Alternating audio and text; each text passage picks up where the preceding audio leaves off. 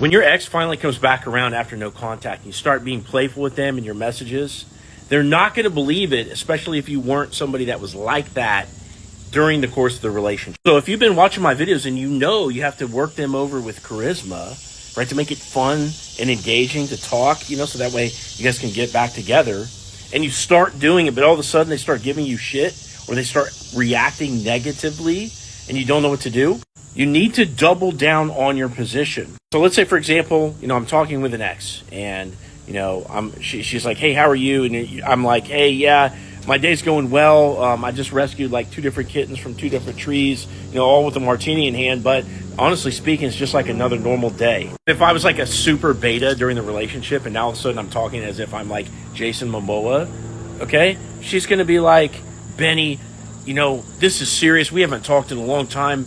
How come you're acting so silly right now? And if I react like, oh, you know what? I'm sorry. You're right. We haven't talked in a long time. I should take this more seriously. Guess what's going to happen then?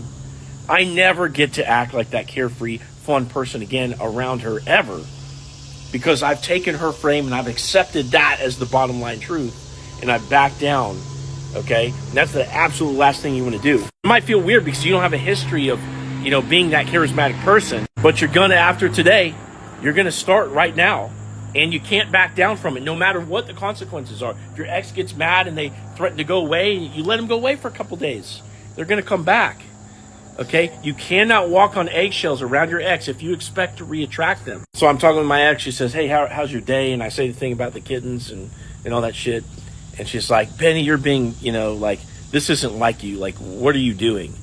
And I'd be like, no, really, like, I just poured that martini, and I'm honestly speaking, I'm just cleaning tree bark off my shirt right now. If I let her go and get mad at me or put me down or whatever the case is because I'm acting different, and I let her go away for a couple of days, she comes back, okay? When she comes back, it's now on my terms.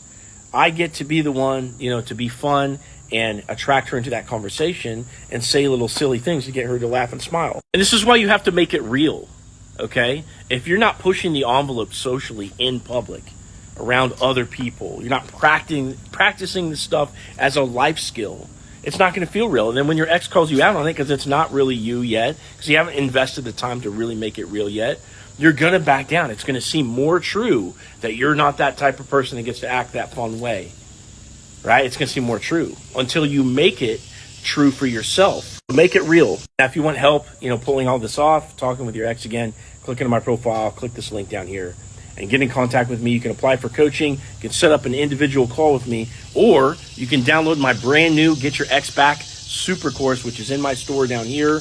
I'd love for you to pick up a copy. Tell me what you think of it. And it's going to cover every conceivable topic that you need to know to get your ex back.